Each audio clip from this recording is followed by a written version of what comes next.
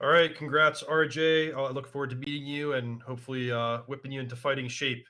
So we are going straight down to our top four. Remember, we had eight distinct archetypes in our top eight, and this time we have Titan Shift versus Azorius Control. Man, this could be a match Wow. straight out of like what 2012 modern, something like that.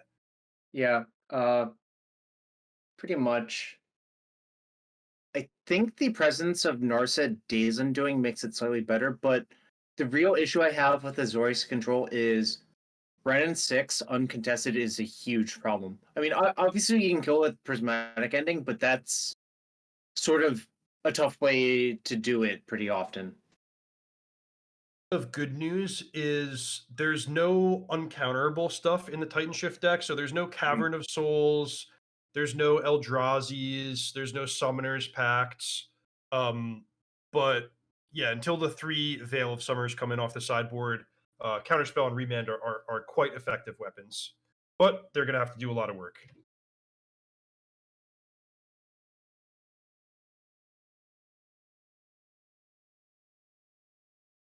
Yeah, I think generally the way this goes is if you somehow get a mana advantage, you can sort of try to get around the counter spells by playing two spells in one turn, or you try to natural Valakut them out. Yeah, Natural Valakut is actually pretty meaningful because in the old days, the Azorius control decks all had a million, Field of Ruins or actually Mm. Tectonic Edges for you old school folks. But now with Archmage's Charm and more demanding mana requirements, Kyle could just be a sitting duck to like, I'm going to play some Valakuts and make 100 land drops. Yeah, I think the way you're going to try to get away from that is to get Narset into play and either like use Gyreach Sanitarium or Days Undoing to reduce them to zero. But that takes a very, very, very long time. Yeah, the Gyre Reach Sanitarium is a cool one. That's a yellow hat classic where if you combine that with Narset, you can start using it in your opponent's draw step every time to basically lock them out of playing at sorcery speed. So that's actually slightly imprecise. The best time to do it is during their upkeep, because then they draw discard, then they skip their draw step.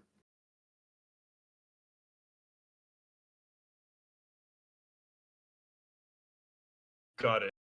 Okay. Yeah. So So they so basic they don't even have an opportunity to play instance that way. exactly. Cool. Ooh, Pithing Needle on Narset? So Yeah, that's that's wish for Pithing Needle. and also I agree. The no minus on Narset, that's a real recognition of what actually matters in the matchup.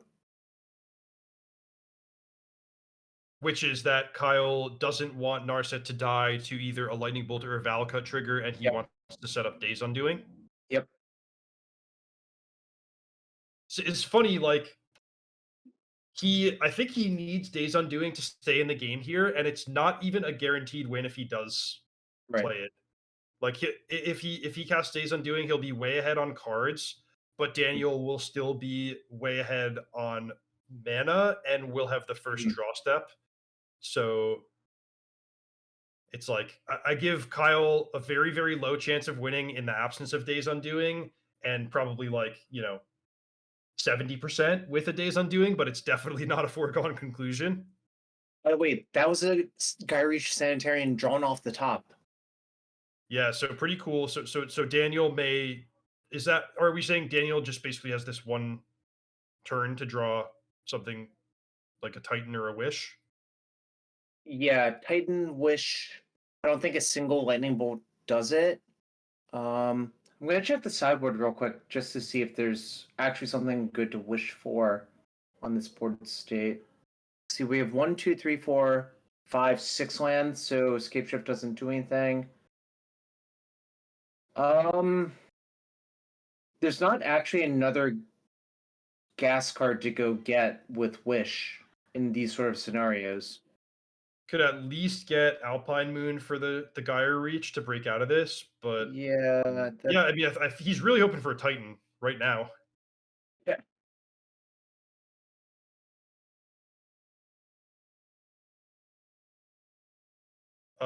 Can he hold on to whatever card he draws?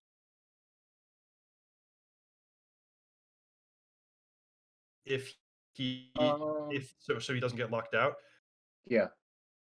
Okay, so why did he draw 2 there? So the Days Undoing on Kyle's turn gave him a card. Got it, got it, got it. Yeah, I think he just in the excitement of Days Undoing, he forgot to draw.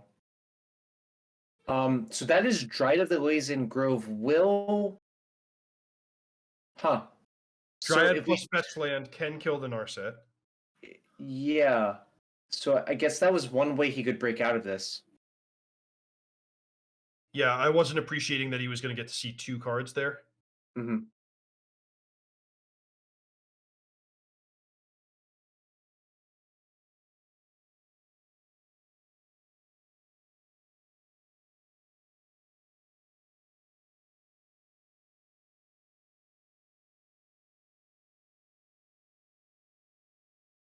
Yeah, so Oh, they're just addressing that the players forgot to shuffle in their graveyards. hmm. Yeah, I think if I had to guess in a situation like this, they probably just leave it because it's way too messy.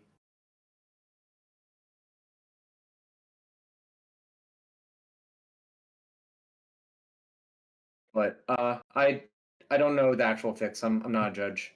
Right, yeah, it's this is definitely a spot for judges to handle rather than us flying off the cuff. I feel like the kitchen table fix would be like, well, let's just shuffle them in now, but the judges have a lot more like clear guidelines to follow in situations like this. Hmm.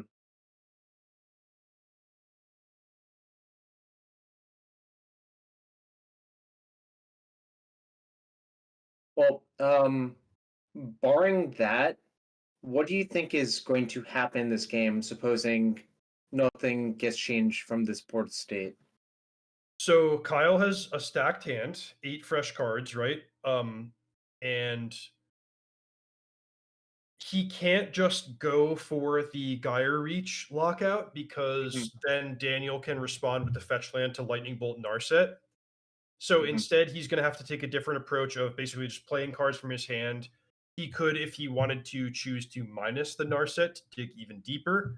He may start by trying to answer the Dryad. The best case Hmm. scenario for him would be if he has 2 leyline bindings where he could just very quickly and easily kill Hmm. the Dryad for the cost of 1 mana.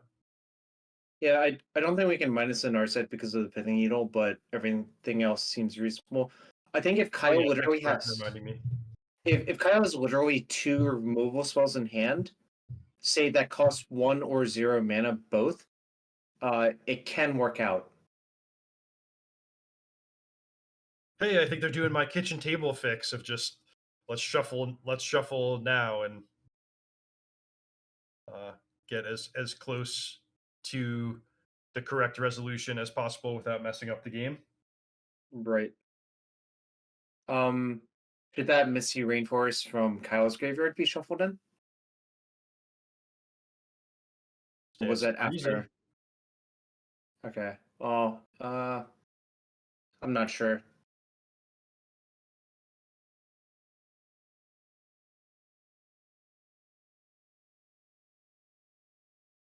Anyways, this is kind of a weird situation. Kyle has all of these cards in hand, but the Dryad plus Valakut might just end up breaking out the lock.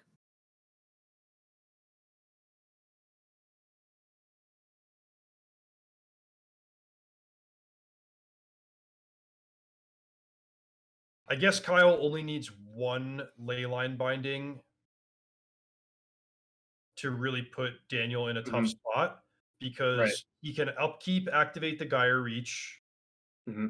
Um, and if Daniel fetches to try to Lightning Bolt the Narset in response, Kyle can leyline binding. Yep. Daniel now could make the judgment call to just lose his draw step and try to attack the Narset so that he's not completely locked out of the game. But if anything bad happens here, like Daniel has nothing and Kyle has just a ton of resources to work with. Which happens, I think, for that doesn't work, right? Yeah, I'm Uh, pretty sure that doesn't work. yeah. Okay. So, are we gonna need another judge call here? Well, I wonder if Daniel knows it doesn't work, or if Kyle. Well, I think Kyle does not know it doesn't work. Yeah, look, I think Daniel is explaining it, or at least asking the Yeah, judge. So that's yeah, good because it would be sad if like Daniel just didn't point out a Valakut trigger that he should have on the stack. hmm Because that, I mean, that just according to the rules would be a missed trigger. But since he's clarifying here, he's going to successfully lightning bolt the Narset, and now Kyle actually can't even solitude in response. yep. Well, right.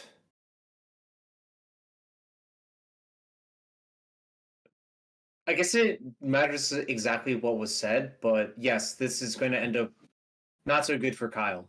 Yeah, this has been a wacky couple of cards. I don't know if we have the technology, but if we could queue up the like yakety sax song or some goofy Yeah. trombone music, that would be perfect for this game. Otarag has offered to sing it if for us. Yeah, I actually learned a lot of things about Dress Down and Elshorn because I wanted to know all of the rowings. It's very bizarre, is what I would say. By the way, it basically doesn't matter who owns Elshorn. If a Dress Down's cast, you draw only one card no matter what. Wow. Okay, so Jarvis, pretend there is somebody in chat who has never seen Valakut or Dryad of the Elysian Grove or Dress Down before. What's the best way to explain like how this is working? What's the simplest way? Uh, this is too hard. That would be my literal answer. This is too hard. So it's kind of like the effect of setting the land types is already locked in by the Yes. time that the dress down causes the dryad to lose its abilities. Yep. And of course, since this is super confusing and corner case, it makes perfect sense that Kyle didn't know and made the strategic mistake thinking that it would work a different way. So Mhm. now Daniel is able to successfully break out of the Narset Gyre Reach Sanitarium lock, and the game continues. He has a shot to draw something powerful because he has a lot of lands in play and his deck is really powerful. We don't know who's going to win. Kyle has his own advantages, including a stacked hand. But Mhm. from here on in, we're going to progress, and the game's going to get exciting. I think, or maybe I should say, stay exciting. So wish for Valak at the Molten Pinnacle, probably. Yeah. Now, here's a question: does Daniel actually have 5 mountains on the battlefield in case the Dryad gets killed? He does. No. But Well, I mean, for a future mountain to be relevant. yeah, you're right. There's 5 mountains in a forest. Okay, Daniel's getting an attack for 2 plus double Valakut trigger, so 6 more damage right away. Now, the best Kyle can likely do is kill the Dryad, but then every mountain that Daniel draws can deal 6 damage. It's only 2 more before he can win the game. So what Kyle Mhm. really needs to do is both kill the Dryad and quickly work towards that Narset Gyre reach lock where he can Oh stop my god, Daniel's it's Narset. another Narset! Oof. So Ask we and you have shall the receive. wow, that's incredible. So basically, this game might take a while, but I think it's actually over.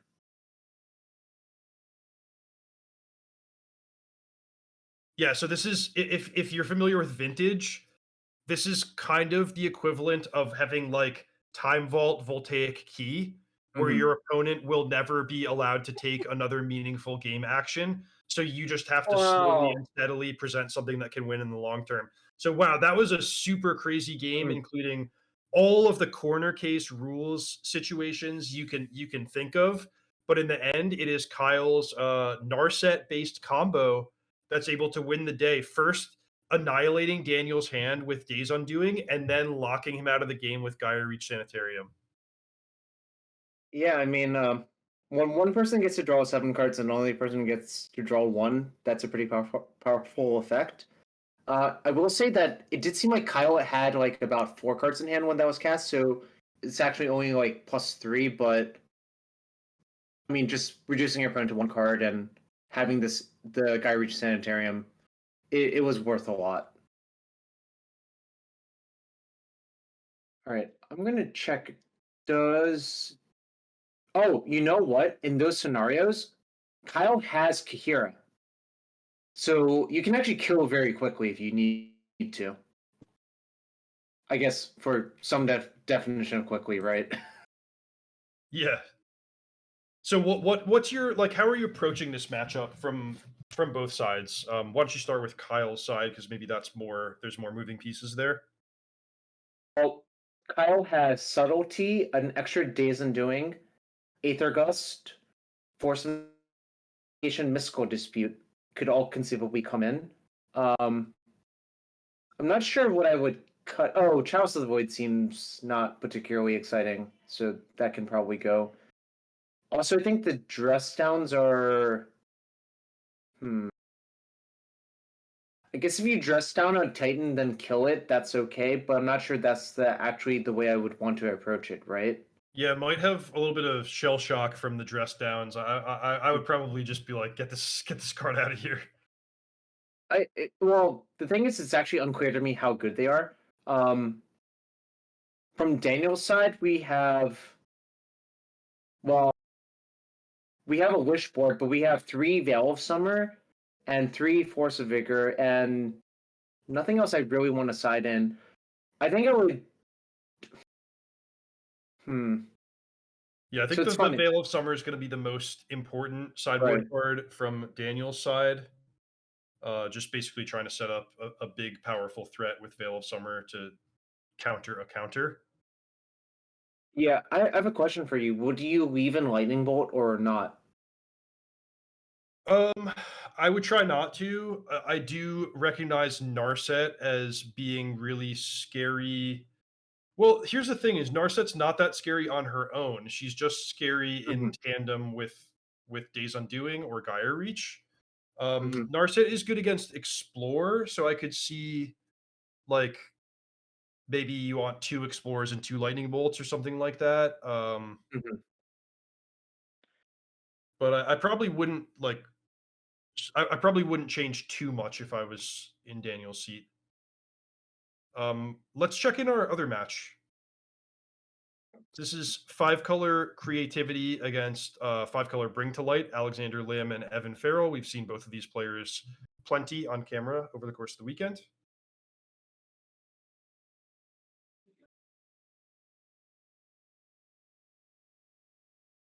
This Yeah. one, I feel like over the course of the weekend, we kept saying how much we liked Alexander Lim's ability to go over the top of people, especially in like a 4 color Omnath mirror. But I think he may have finally met his match where the creativity deck can combo a little bit faster and sometimes more powerfully. And the lack of counter spells in Alexander's deck might be a little bit of a weakness. Mm, yeah, interesting point. I think the most important thing about this matchup is how many lands you actually have out when they manage to resolve their creativity. Because I think it is very possible that if your opponent creativities for 2, say putting themselves to uh 21, and you can only scape shift for 18, that's obviously not good enough. But you could also just scape shift and get all the stuff out, kill both of their archons, and hope you just make enough land drops to beat your opponent that way. Yeah, some interesting possibilities. We'll see. Uh, I'll level with you. I haven't seen this matchup play out Mhm. at all. I don't think. So I'm There was a curious. point. there's a point where Teamer Scapeshift was pretty popular with like remans and growth spirals, and I think that deck was actively good versus creativity, but obviously the Bring to Light Scapeshift deck is not quite the same thing. Yeah, not quite as much of an instant speed type of deck, but Mm-hmm. yeah, certainly just being able to get the game over with Scape Shift, I do think is a big deal. For what it's worth, I asked Jarvis to pick a winner when we started the top 8, and Jarvis picked Alexander. I picked Evan, so both of us doing pretty good so far, and one of our horses will still be in the race when we get to the finals. Right.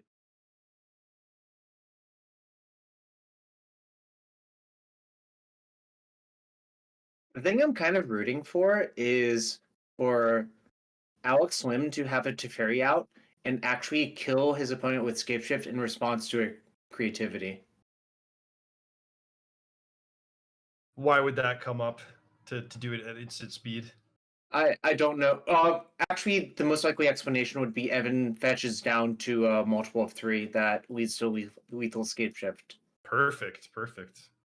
Yeah, I was thinking about it. I'm like, wait, there must be a reason. I'm like, that's the reason. I don't think it's that likely because I think the creativity deck's mana base is so painful that it's so unlikely that you're like at exactly 18. Also, Evans Teferi's shut off Ring to Light completely, so that's not great. Right, yeah, Bring to Light is similar to Cascade in that way, where you have to cast a spell while another spell is on the stack, which is not something that you can do with Teferi Time Raveler on the battlefield. Let's head back to Honorog for a second. I'm sorry, let's head back to our main match for a second.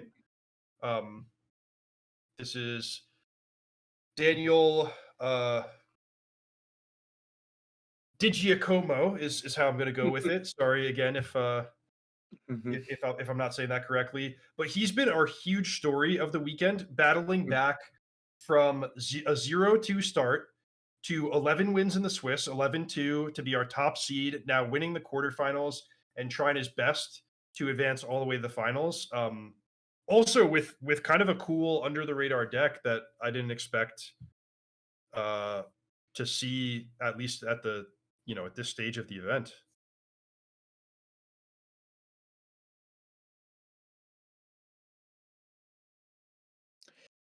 It's sort of problematic from the Azorius control side that I think Titan Shift is really good at ramping way ahead of schedule.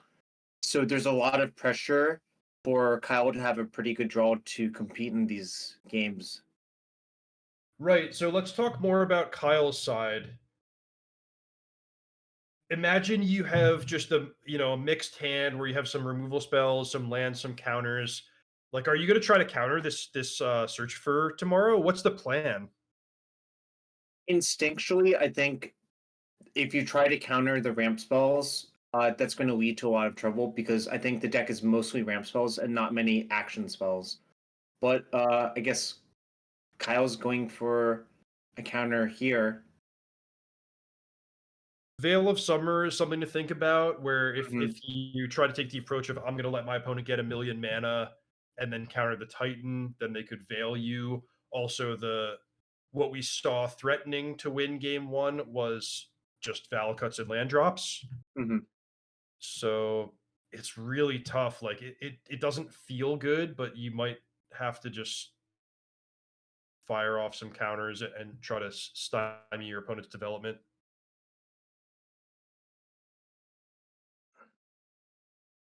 Okay, I got a pronunciation guide. Di Daniel Di So apologies. I am definitely not the best at pronouncing people's names, and I wish I was better. So Aether Gus on the search. Uh, Daniel decided he didn't want to redraw that. Makes sense.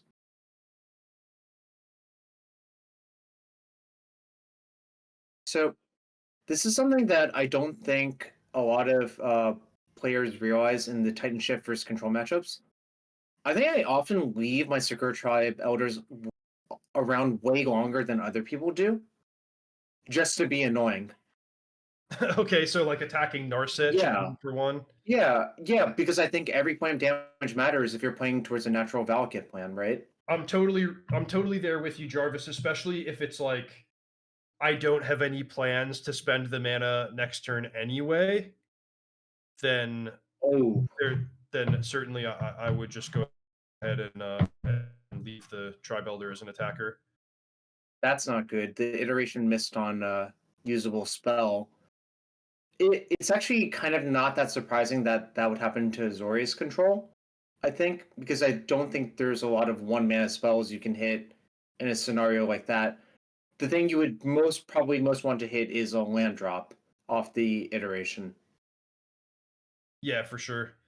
So total shields down moment here for DiGiacomo, who could play a 6 land and a Titan and run away with the game if Mhm. he is fortunate enough to have that configuration of cards.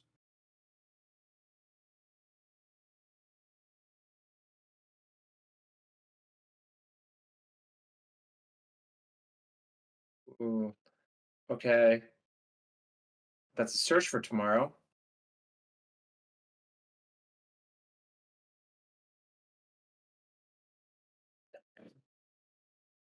So if he just had the one of Scape Shift outright, or had boarded in. No, I don't think that's very likely. But if he has Scape Shift, he can win the game here. I feel like he'd probably just show it rather than shuffling up. Right. I think more likely Daniel's hand is probably just more ramp, more interaction, not a big card because that was the best window to cast a big card.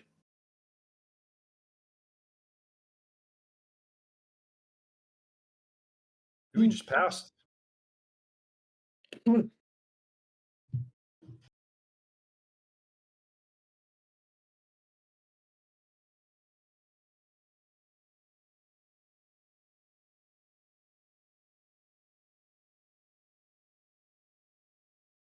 So we're tapping out for Jace.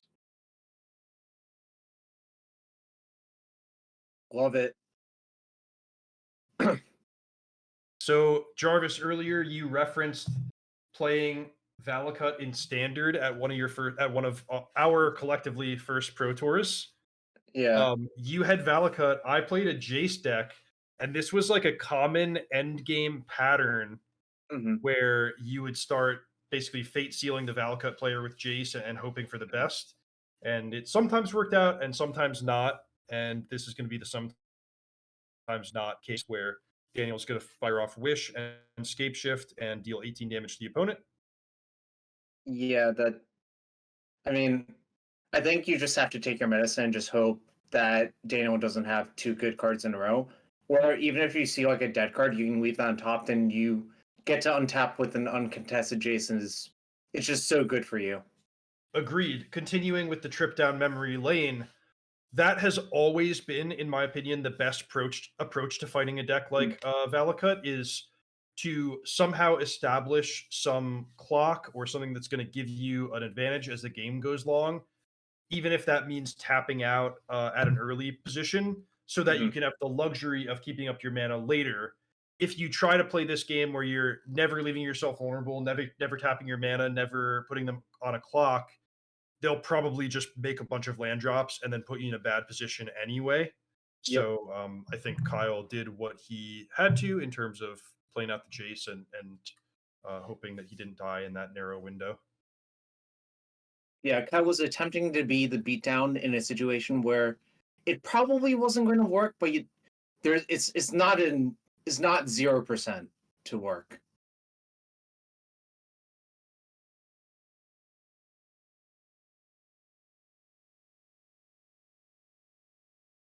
I love the swamp in the background. That's cool. I think there's a Ragavan hanging out in the other background, right?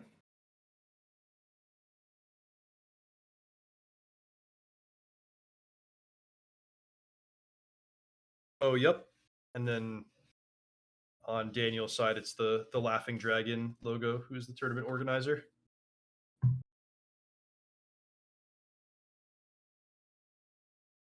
Yeah, in my head, I wasn't sure what a laughing dragon looks like. but it's an evocative name, is how I should put it. Yeah. The laughing dragon is the last thing many adventurers see. Oh, that sounds like a flavor text waiting to happen. Oh yeah. I'm applying for a job as flavor text writer. Do you think that is a job that you can get? Um, Um, Meanwhile, we'll pause that and let you know that it was I'm sorry, was it Evan winning game one? We just got a report in. Alex won game one. So Alex beat Evan to go up 1-0 with the Bring to Light Scape Shift deck. there's a chance for a Bring to Light Scape Shift versus Titan Shift finals. Yeah, wow. If three of the very, very few copies of Scape Shift registered in this tournament faced off in the finals, that would be pretty exciting. Two copies, by the way, in Daniel's deck, one in the main and one in the sideboard to wish for, and then just one Mhm. for Alex to bring to light for. But we've seen them an awful lot. Yeah, it turns out when you have 5 effective copies, it's going to happen a fair amount. Also, Alex actually naturally drew it once, but he used Bring to Light as the bait spell. It got counterspell, then he cast Scape Shift on the very same turn.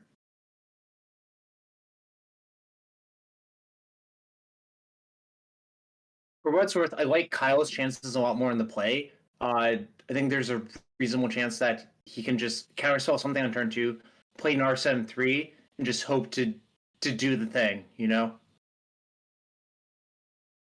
Yep. Yeah, certainly being on the play frees up a couple of more favorable patterns where you can tap out on the early turns and try to establish that advantage before you start playing it safe. In this game, it was like by the time Kyle started playing cards, he could have been dead at any point, and that's not an enviable position to be in. A quick mulligan for Kyle in game 1, or Mhm. on 7, rather.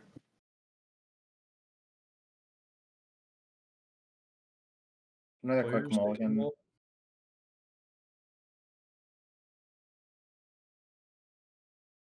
So I saw at least 2 explorers in Daniel's opening hand, so still kind of interested if he sideboarded.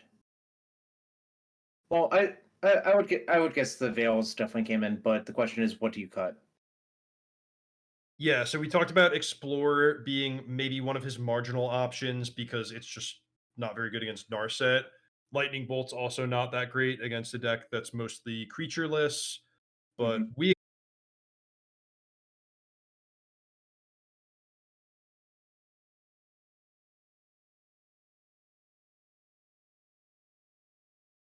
the decks remaining in the top four. Daniel's deck is just so refreshingly straightforward. Like all of his Right. cards contribute to this one game plan that's very easy to understand, easy to achieve, and that simplicity I think is something that shines through in the course of a long event where you're just trying to be like really consistent in doing what your deck does. So it looks like Kyle's going to 5, which is not pleasant, but I think there are some things that make it more palatable for his version to go to 5 cards.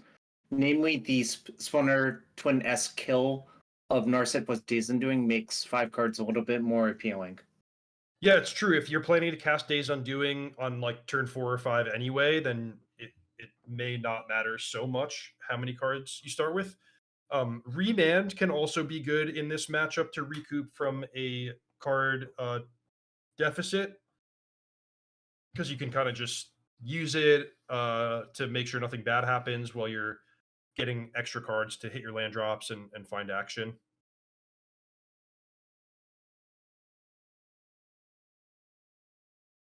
Looks like a Rafine's Tower, I would guess.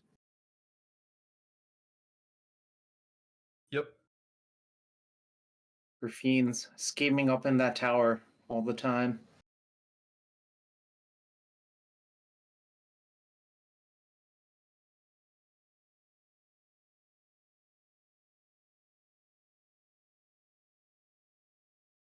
So I think the ideal draw would be like counterspell something this turn, then play Narset next turn, then uh, hope to reduce your opponent to basically no cards.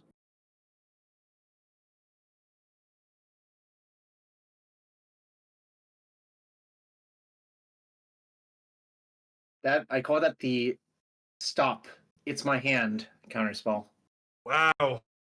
Holy cow. Props for Kyle to Kyle for the mulligan strategy where he resulted in like his perfect opening, despite not having a lot of resources to work with. The turn 2 counterspell, the turn 3 Narset is exactly what he needed. Now we're going to do a check to see if Daniel did leave in any copies of Lightning Bolt. If he has one, deal with the Narset. Notably, Kyle did choose to minus, where in a previous game he chose to leave the Narset on 5. That could be a hint that maybe he does not have Days Undoing ready to go, but he does get 5 more looks to find it.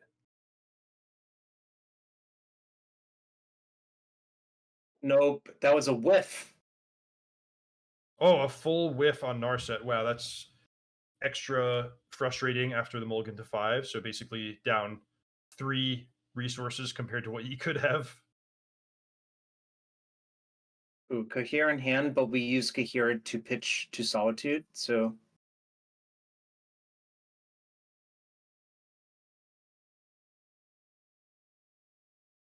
Right, so Kahira at least +1 resource for those of us counting.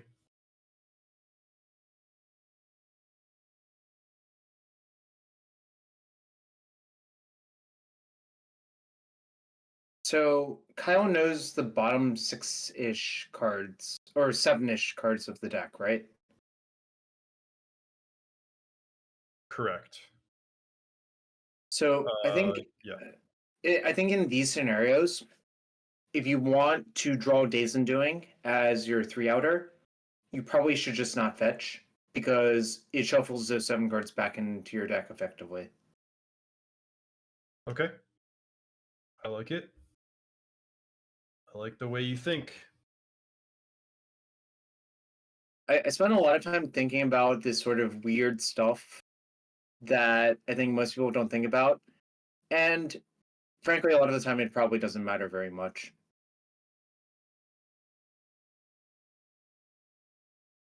But I guess now that Renin 6 has killed the Narset, probably the cards you've seen at the bottom, maybe they are good draws again. Yeah, really like that choice from Daniel. Even though Narset couldn't be activated again, it's clear that so much of Kyle's deck becomes more powerful when Narset is on the battlefield. That just taking the opportunity to remove that static ability should be a breath of fresh air. Yeah, I think in a lot of ways, Kyle actually got to cheese game one with that combo. And on 5 cards, you kind of ask yourself, how can I lose to Kyle's 5-card hand? And the answer is definitely getting mind twisted.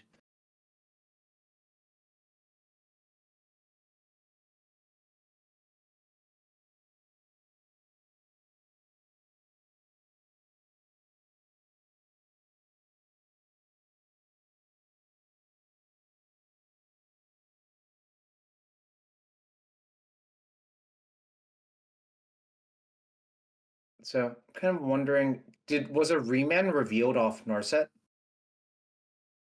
Uh, yes. So that was the first Yeah. Narset hit. Remand. Good call. So at least he can buy time versus a Primeval Titan, but this is obviously not a great situation to be in. Right, and Jarvis, you said before the match that simply an uncontested Renin 6 was going to be a big problem all by itself. Mhm. That's especially true if Daniel can find Valakut, if Daniel can find Sheltered Thicket to start cycling every turn. And even as it stands, just amassing a huge amount of mana is good enough already. I just checked. Daniel actually does have 2 Dwarven Mines, but that is so Windswept Teeth, so you can't That's fetch funny. Dwarven Mine off that. But that's actually a good way to insulate yourself versus Narset as well.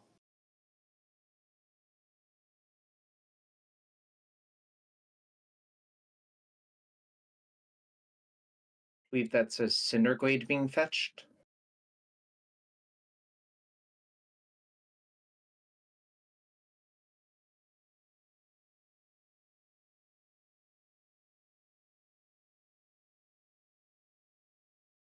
Wish for Great. Escape Shift gets remanded, but this is only temporary.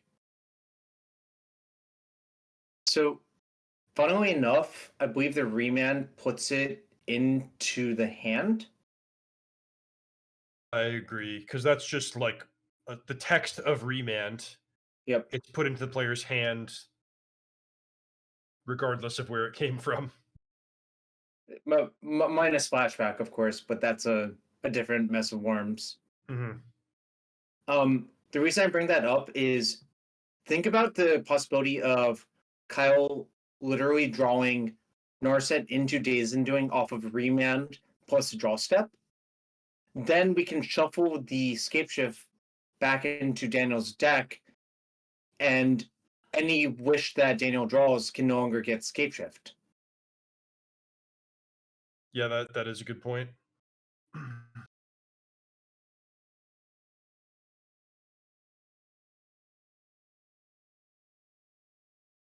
Cycling a Triome. All right. Kyle untapping quickly, but that doesn't necessarily mean very much. So it's like a Jace.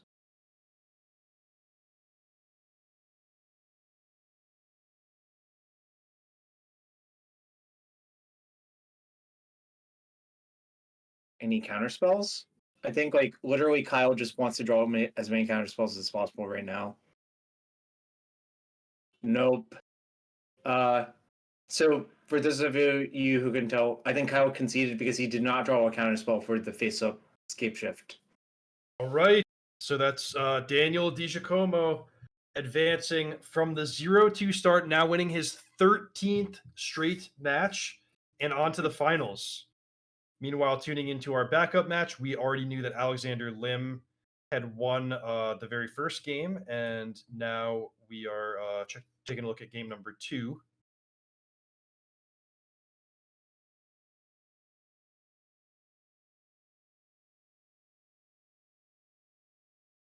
Yeah, so I'm checking. Does Alex have any counter spells? Literally any counter spells aside in Cluster He's got like Storm, maybe. a Yeah, Fluster Storm, right? yeah. Hallowed Moonlight, maybe. Well, I guess probably, and just hope you don't get varied.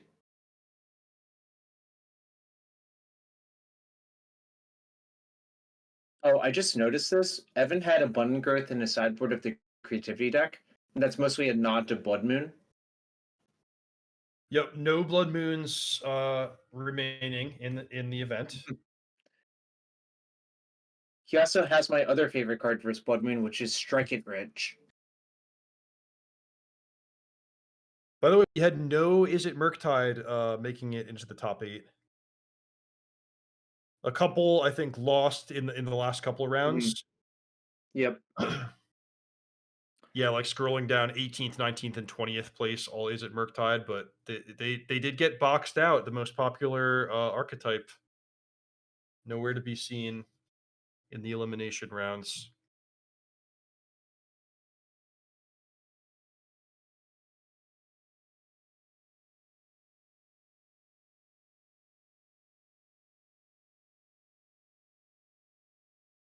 Yeah, so kind of thinking about how this game's going.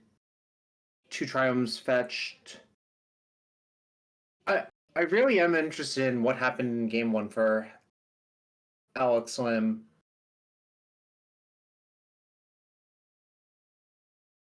I mostly just am curious if he actually got Archon and just like fired back with the Bring to Light to kill his opponent. Right, that's the $1,000,000 question. Just what does Alex do to not get Archon? That's what we need to know. So I know you said you didn't really like Murktide or Yawgmoth having in like these reactive cards like engineered explosives. I think the equation changes a reasonable amount when you're playing a deck like Bring to Light. where I think conceivably you could very easily win a late game if you drag it out. Sense. So one way to think of it is, I think your best draws against creativity are where most of your cards contribute to progressing your own game plan and putting them on a clock, and then Mhm. you have like 1 to 3 pieces of well placed disruption. Mhm. So basically, just keep in your best couple of disruptive elements. But for a person who does not have counterspell and only has a very small number of fluster storms, maybe engineer explosives is just the best you can do. You need to throw a wrench in the works somewhere. Yeah, because I think if you just let them cast creativity for 2, like no questions asked, it's going to lead to you dying an awful lot. It is worth noting he actually does have a Howled Moonlight in hand, and it looks like a pair of Leyline bindings.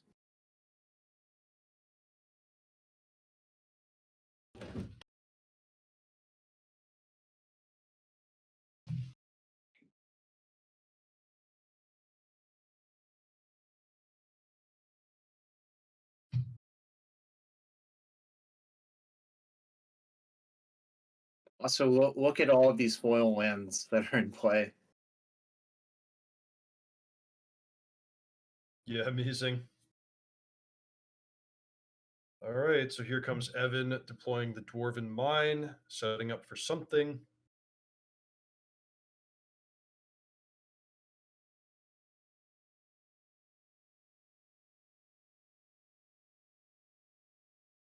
It might just be attacks for 1.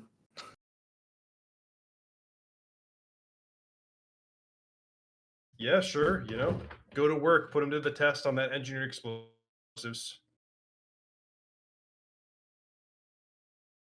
You probably don't want to fetch a second Dwarven Mine into it, but the first one I think is fine to just force the issue at some point.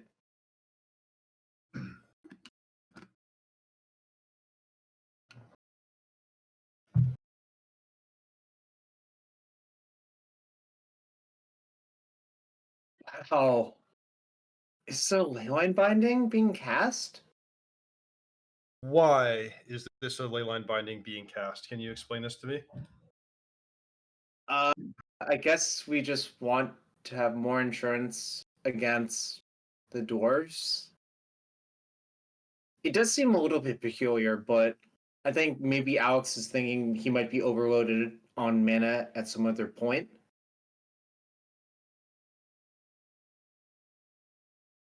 Do you think it could be that he has a long-term ambition of bouncing the ley line to his hand with theory? Definitely possible. Um, yeah, this is not something you see very often, I think, in these sorts of positions.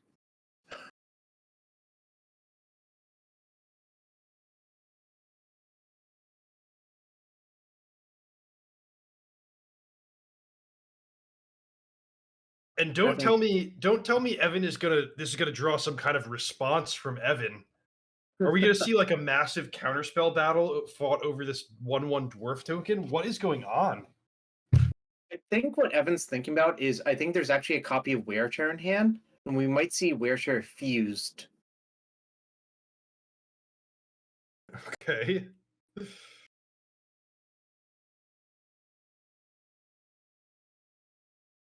Am I right?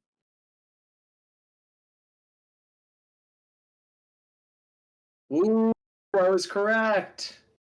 And I guess you just pop the explosives. Yeah. Huh. All right. Everything dies. I think that was a good exchange for Evan. I think so too, just on the very simplistic valuation of leyline binding being worth more than a dwarf token. Like he was Yeah. probably going to use tear on the engineered explosives regardless. hmm I found that a little bit peculiar.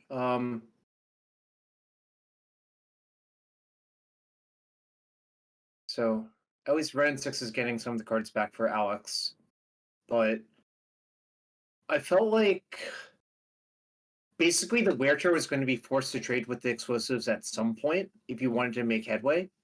So that's why it felt weird to me that we just initiated and played a leyline binding into a possible wear tear. Again, remember for the top 8, the deck lists were known, so Alex could have had wear tear on his radar. Sure. Like, I get the concept that leyline binding contextually may not be a super important card. Um, the question for me is like, why was the dwarf an important card? I guess Alex foresaw like I'm going to tap out for Ren 6 next turn. I want to keep the dwarf off the field just so it doesn't die to lightning bolt plus dwarf. And eventually I'm going to kill this dwarf, so I might as well just do it now. Yeah. Like I would say that the play that Alex made, I think that's a sign of either a great player or someone who has, I would say, is maybe playing cards at random. And I think given what Alex has been doing, I would say it was very intentional that that happened. Yeah, like after this whole weekend of play, Alex's credentials are not being challenged. Like he has clearly just done a really, really, really good job all weekend. Mhm. Um, and yeah, I mean, I'm frankly less interested in like whether it was a good or a bad play as a Right. binary, and more of just like what's the thought process and what is he working towards. Right. I, Normally, you would make a play mhm. like that where you're like end of turning a removal spell on something that's not that important. You would make that play because you're worried about getting bottlenecked on mana. But it Mhm. occurs to me that Leyline Binding is one of the best cards that you can have if you're worried about being bottlenecked on mana, Sure. because it's just so cheap to cast at instant speed. But it like that play to me makes it seem like Alex has a very clear vision for what's going to happen in the next couple of Right. turns and a very specific way that he wants to approach the game. Like how would Moonlight in response to this creativity on 2?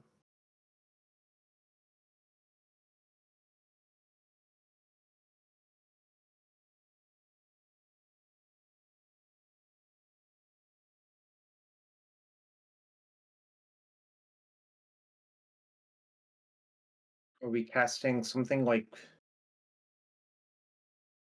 hmm,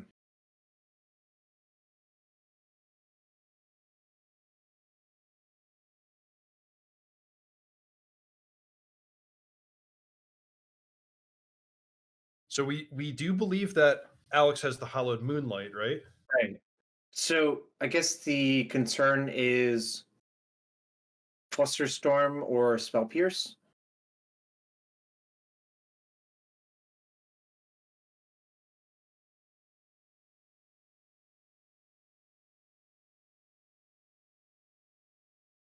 We are putting cards aside and trying to figure out what's going on.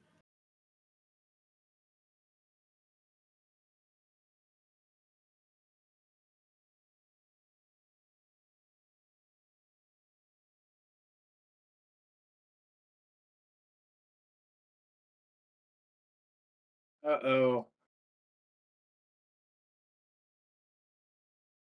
In fact, it is a Flusterstorm. And then is it a Fluster back? Oh, it's a Leyline Binding for one of the tokens. Okay, cool.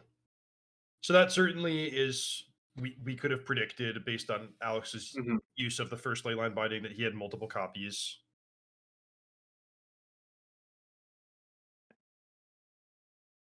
I think he was trying to decide if he should cast the Binding first or the Hallowed Moonlight first.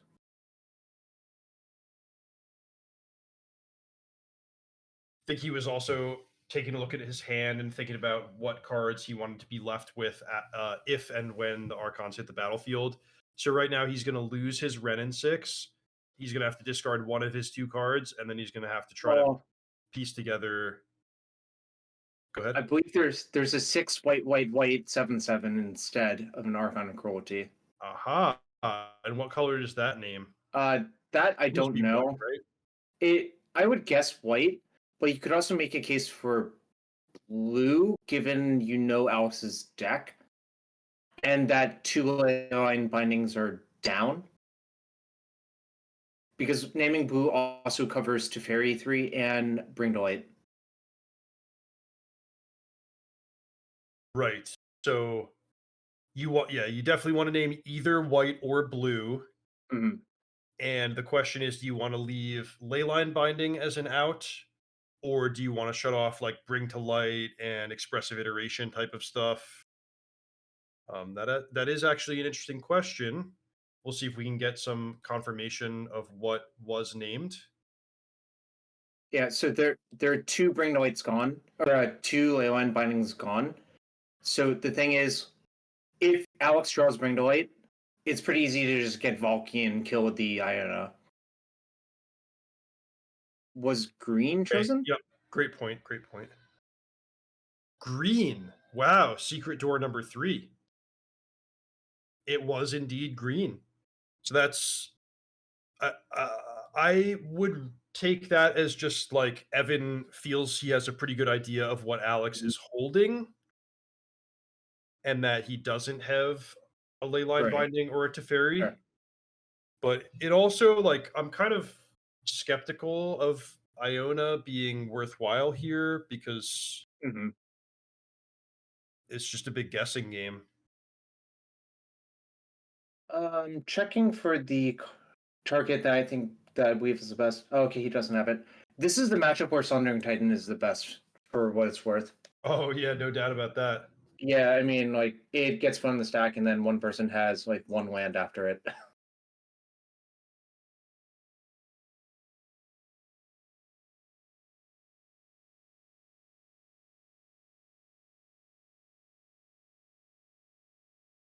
So, to be fair, Bring to Light is not an out, but we have Leyline Binding into Fairy 3 as outs.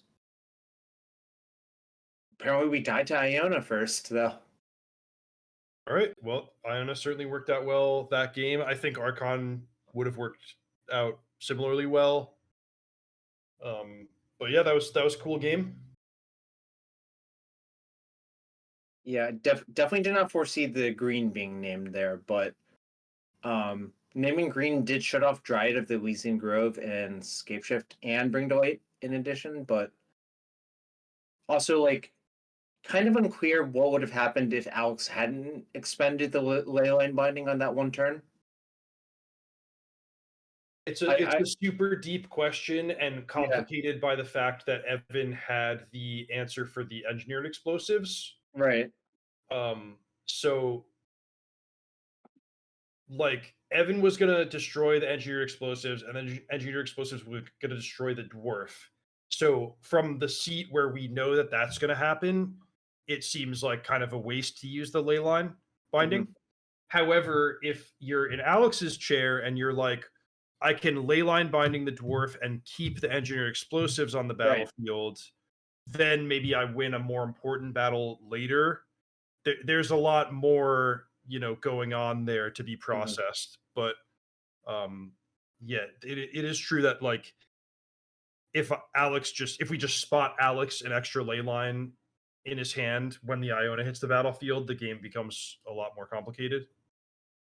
Yeah, I'm not sure exactly what happens. I think it's maybe too hard for my brain to unpack. I would have to literally just play it out in the alternate scenario and see what happens, you know?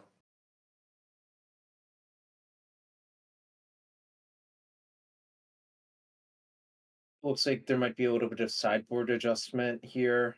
So looking at the Valky. Oh, you don't want to touch that one.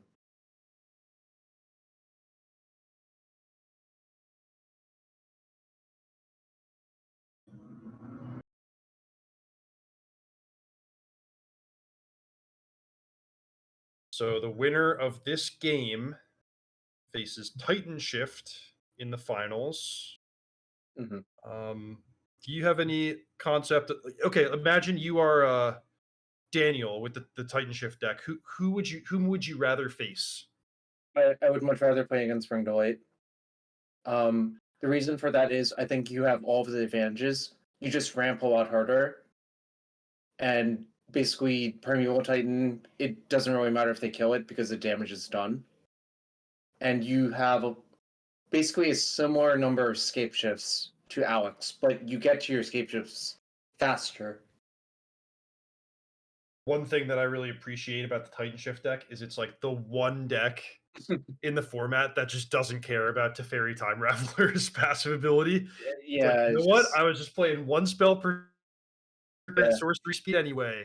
Do your worst. And also, if you have Veil of Summer and you want to force the spell through, you can just lead with Veil as like an orange chant.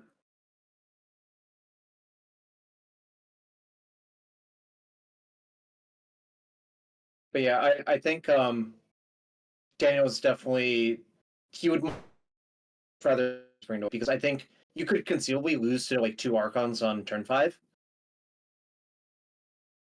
Or even like Iona and Green seems pretty problematic in a post board game. Like I might just have all of the targets in my deck just to lessen the capability that I draw too many of them and I can't creativity for enough.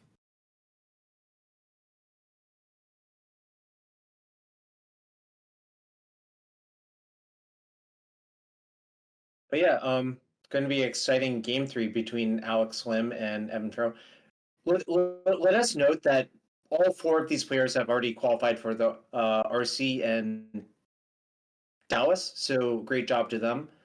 But Indeed. obviously, there's always you can always do 1 or 2 matches better, right? Yeah, for sure. So, in some sense, a little bit of the pressure off if these players were really had their eye on the RC invite. They have locked that up, but still, you want to leave the tournament thinking, hey, I took this thing down. I beat everybody they put in front of me, especially for the player waiting in the finals. Uh, Daniel DiGiacomo, he is on like a legendary run from a 0 to start 13 match wins in a row. If he could get the 14th and just complete the full reverse sweep, that's pretty awesome. Definitely agree. And of course, there is a prize bump, pretty reasonable prize bump. So always nice to have that happen as well. So I believe both players mulliganed. And let's see what we got. Looks like Alex is keeping on 6. Will Evan keep on 6?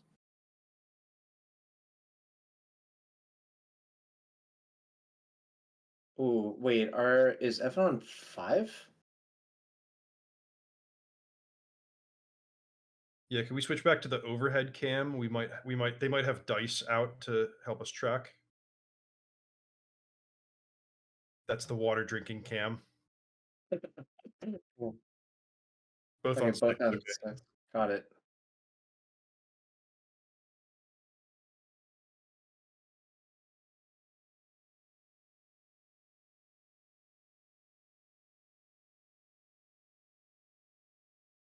Ooh, that's Evan going down to 5.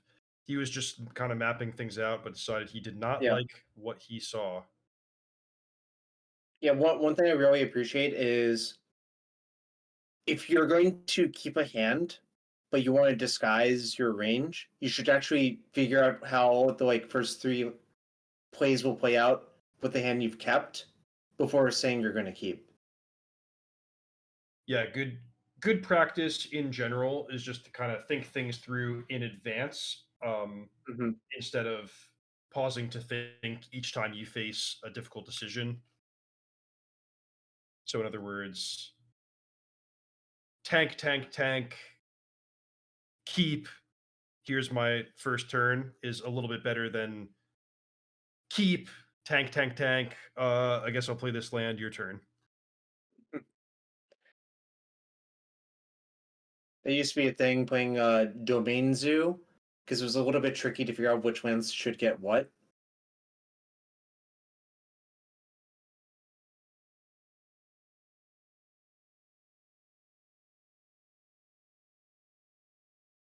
Hmm. Not the most exciting 5-card hand, but you probably have to keep still. Yeah, the trickiest thing is after sideboarding in this matchup, there are a lot of narrow, specific answer cards. And when you have to throw away 2 cards after a mulligan, it's a lot of guesswork of like, well, Right. am I going to want this wear tear for the leyline binding? Am I going to want this flusterstorm for the bring to light?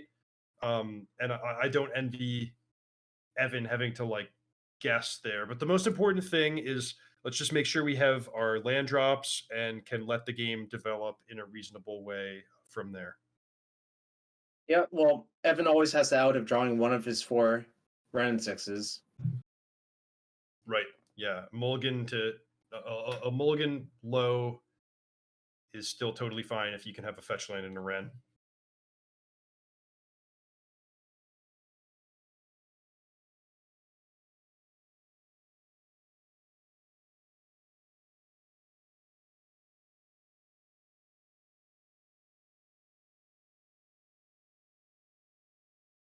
Looks like a Jet Mirror Garden.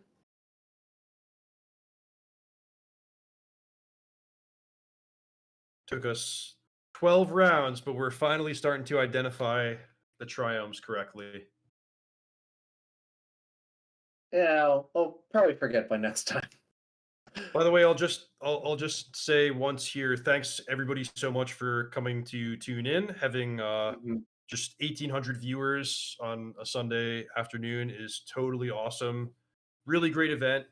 So props to the players, tournament organizers, the viewers, everybody involved. Oh wait, you know what Evan drew? Renin 6. Ren and six. There you go.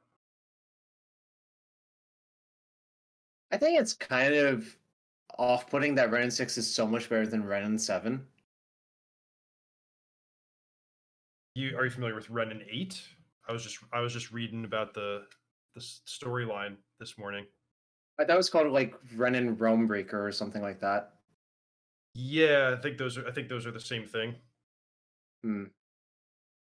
Well, 8 is greater than 7, greater than 6. It's just math. Hmm. But 2 is probably greater than 5, greater than. Oh, I guess the other one costs 3, so 2 greater than 3, greater than 5.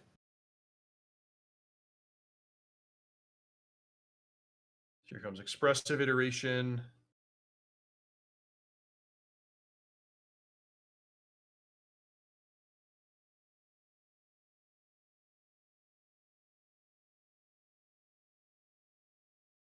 That's also a good card when you've mulliganed, you know? Right. So was it Evan who had the one of expressive iteration in his deck? I think Evan has 3, but I'll check real quick. Evan has two. 2. Still a good number. Yeah, for sure. I appreciate this where it's, sometimes you feel like you need the extra burst of resources, like in this case where you have mulligan to five, but drawing too many copies of expressive iteration can feel a little clunky in matchups that go really fast.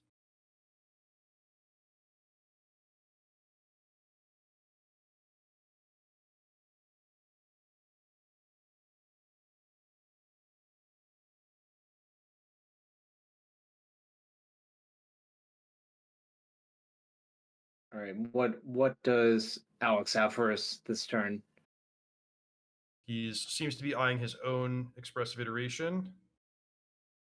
There we go.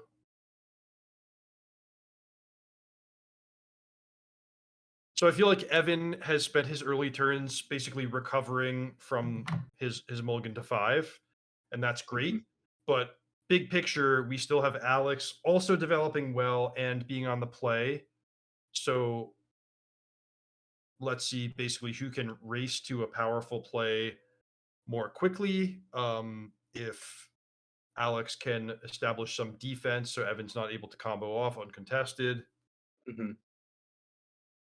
Card I have on my radar is Teferi Time Raveler on either side. Yeah, it's just really important, I think. Um, it just means you cannot get counterspelled back. You cannot get howled, moonlighted. I would like to note if that Howard Moonlight last game had been Dovin's veto, the game looks a lot different. Ooh, yeah, because it got spell pierced.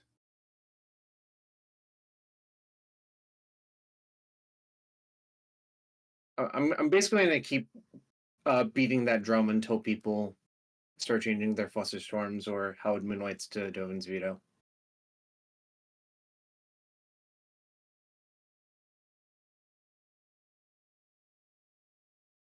Another Ren 6, so a lot of +1 cards for Evan, so we're kind of in a fine situation now, I would say.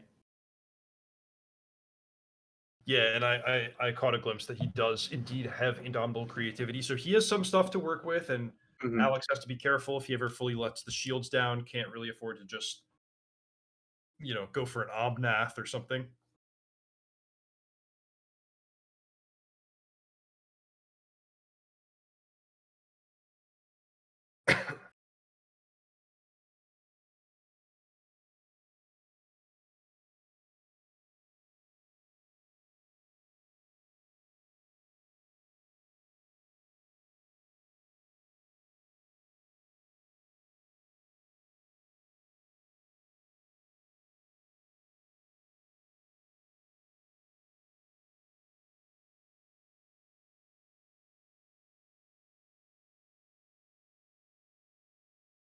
Yeah, so the real problem is I think Alex wants to remove the Ren if possible because it's letting Evan get far ahead, but he's already down one prismatic ending.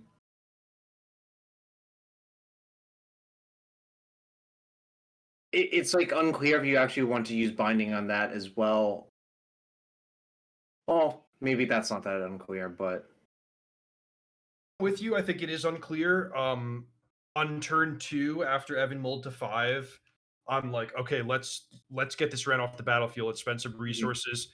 But at a certain point, you might just transition and be like, okay, Evan has his land drops. Let's make the game about fighting over some other metric, like our combos. Mhm. Right. Ren and 6 is really Ooh. impressive until suddenly there's something more impressive, like this Elishnorn. And notably, I think if you look at Evan's deck, I don't think there's actually a counterspell capable of countering Elishnorn, right? Right, and importantly, Leyline binding doesn't stop Elishnorn. So I Yep. love this Evan switching up Pervin my response. And one thing that could be interesting is if Evan just creativities and puts some creatures onto the battlefield and they won't trigger, but then they'll just be giant monsters on the battlefield. Then we'll have an interesting game on our hands. Yeah, and actually in that vein, um, the way that Alex would answer a bunch of monsters is only Leyline binding. So if that gets Boseju'd, then the game gets really, really, really weird. Because the way the Bring to Light Scapeshift deck is set up, it doesn't play Solitude. So basically, the way you would use Leyline binding is either Omnath or Leyline binding. Okay, well, I'm here for it, Jarvis. Let's get into a weird game.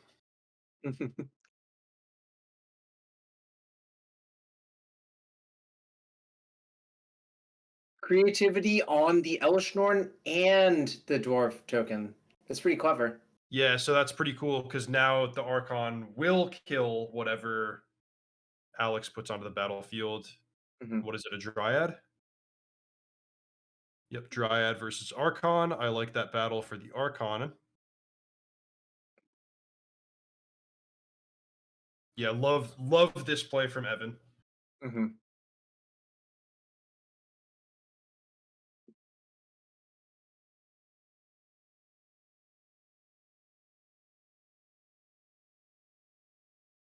Yeah, it was a very short battle for the Archon of Cruelty.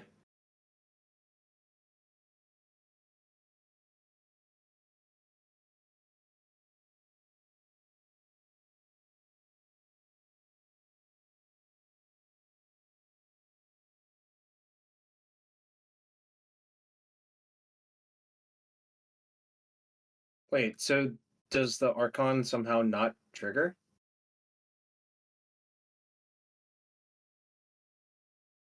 the triggered abilities on the stack is what we're Yeah. being told.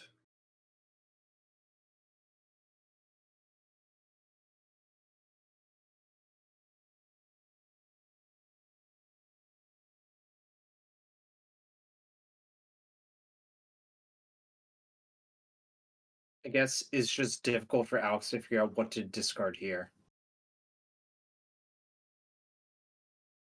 So Alex has escape shift.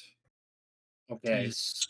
He needs either a dryad or a way to put a seventh land onto the battlefield, which would be a dryad anyway. But Mhm. he's getting close. I think he's in bad shape, and I think he's not going to be able to quite piece together a win. But he is remarkably close.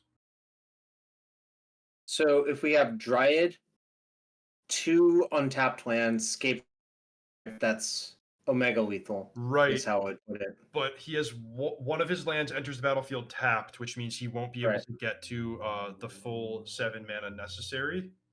right.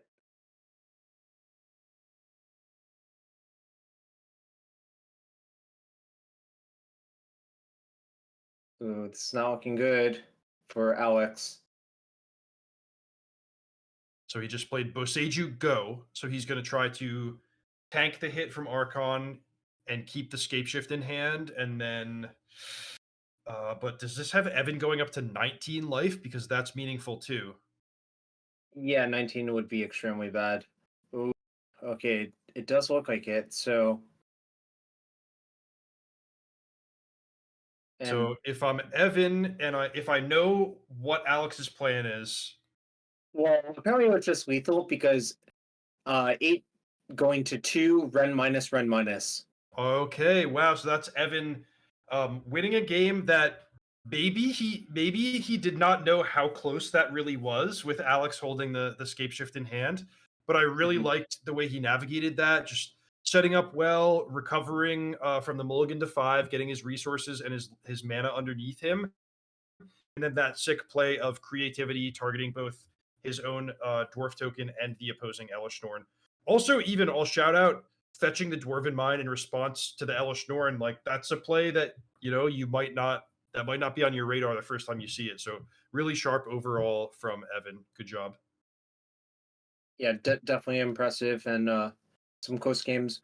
I'm also not sure how many people have actually cast creativity on Elishnorn and a token at the same time. Yeah, I mean, just really, we're seeing all the corner cases come up today.